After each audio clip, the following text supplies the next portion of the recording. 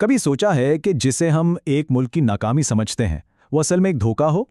کیا ایسا ہو سکتا ہے کہ اسکرین پر نظر آنے والی ناکام ریاست دراصل ایک بہت ہی شاطر کھلاڑی ہو جو ٹوٹتی ہوئی دنیا کا اپنے فائدے کے لیے سرد مہری سے استعمال کر رہا ہو؟ آئیے آج اسی پہیلی کو سمجھنے کی کوشش کرتے ہیں۔ تو اصل سوال یہی ہے، کیا پاکستان واقعی ایک ناکام ریاست ہے جو صرف بین الاقوامی امداد پر چل رہی ہے، یا پھر یہ جو افراتفری ہمیں نظر آتی ہے یہ صرف ایک پردہ ہے جس کے پیچھے ایک بہت گہری اور سوچی سمجھی حکمت عملی کام کر رہی ہے؟ دیکھیں، ایک طرف تو ہمیں خبریں ملتی ہیں معاشی بحران کی، IMF کے بیل آؤٹس کی اور سیاسی بے چینی کی، لیکن دوسری طرف اگر ہم عوامی ریکارڈ دیکھیں تو کہانی بالکل مختلف نظر آتی ہے۔ 2024 کے آخر میں ایک طرف تو IMF سے معاہدہ ہو رہا تھا اور دوسری طرف پاکستان شنگھائی تعاون تنظیم یعنی SCO کی میزبانی کر رہا تھا۔ ساتھ ہی 62 ارب ڈالر کے CPEC منصوبوں پر بھی کام آگے بڑھ رہا تھا اور روس سے سستے تیل کی ڈیل بھی ہو رہی تھی۔ تو بات صاف ہے، یہ کوئی مجبوری یا انحصار نہیں ہے، یہ ایک باقاعدہ حکمت عملی ہے، ایک نظریہ جو عالمی طاقتوں کے بدلتے ہوئے توازن سے فائدہ اٹھانے کے لیے بنایا گیا ہے۔ چلیں اس حکمت عملی کے سب سے پہلے اور سب سے اہم ستون کو دیکھتے ہیں۔ یہ پاکستان کا وہ اثاثہ ہے جسے نہ تو کوئی خرید سکتا ہے اور نہ ہی کوئی بدل سکتا ہے، اور وہ ہے اس کا جغرافیہ۔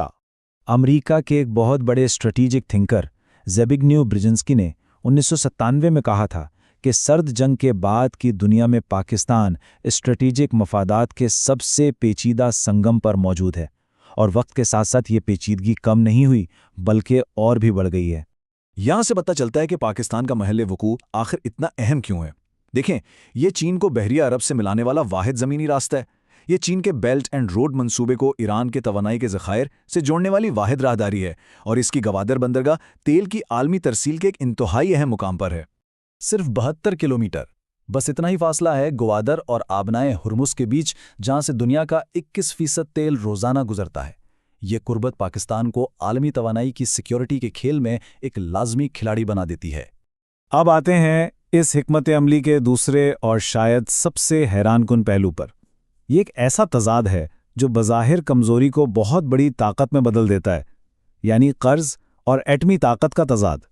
جون 2024 تک پاکستان پر کل 126 ارب ڈالر کا بیرونی قرضہ تھا۔ یہ ایک بہت بڑی رقم ہے اور یہی وہ عدد ہے جو ناکام ریاست والی کہانی کو مزید ہوا دیتا ہے۔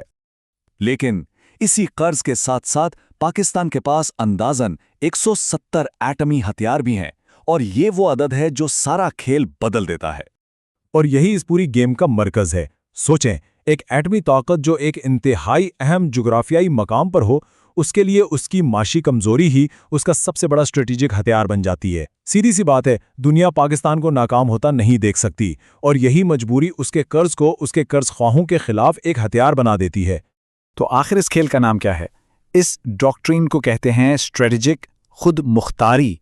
اسٹریٹجک خود مختاری کا مطلب یہ ہے کہ کوئی چھوٹا ملک بڑی طاقتوں کے بیچ میں اپنی آزادی کو قائم رکھے، اور اس کا طریقہ یہ ہے کہ وہ خود کو بیک وقت سب کے لیے ناگزیر بنا دے۔ یہ ماڈل ٹیٹو کے یوگوسلاویا سے لیا گیا ہے، جس نے سرد جنگ کے دوران امریکہ اور سوویت یونین دونوں کو اپنے ساتھ جوڑے رکھا تھا۔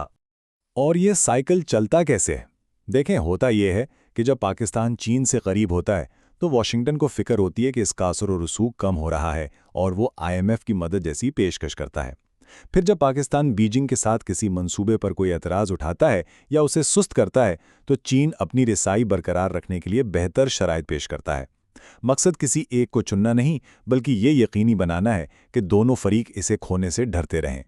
اور اگر اس کا کوئی ثبوت چاہیے تو یہ چارٹ دیکھیں۔ 1958 سے اب تک پاکستان 24 بار IMF کے پروگرام میں جا چکا ہے۔ ارجنٹائن جیسے ممالک کے برعکس پاکستان اپنی اسی منفرد جغرافیائی اور اسٹریٹجک پوزیشن کی وجہ سے بار بار بیل آؤٹ حاصل کرنے میں کامیاب رہا ہے۔ لیکن اس بڑی جیو پولیٹیکل شطرنج کی ایک بھاری انسانی قیمت بھی ہے۔ 2024 کے اعداد و شمار کے مطابق 26 ملین پاکستانی غذائی عدم تحفظ کا شکار تھے۔ اس اسٹریٹجک کھیل کے فائدے عام طور پر ملک کی سب سے کمزور آبادی تک نہیں پہنچ پاتے۔ تو پھر سوال یہ پیدا ہوتا ہے، کیا یہ واقعی ایک ذہین ڈاکٹرائن ہے یا صرف ایک گہری خرابی کا نتیجہ؟ اور کیا یہ دنیا کے دوسرے ممالک کے لیے ایک نیا راستہ بن سکتا ہے؟ اس بارے میں دو بالکل مختلف رائے ہیں۔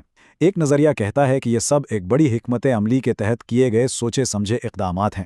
دوسرا نظریہ یہ ہے کہ اس کے پیچھے کوئی منصوبہ نہیں، بلکہ یہ صرف ایک ایسے ملک کی مجبوری ہے جس کے پاس کوئی طویل مدتی ویژن نہیں، اور وہ اچھی حکمرانی کے بجائے صرف وقتی جوڑ توڑ پر انحصار کرتا ہے۔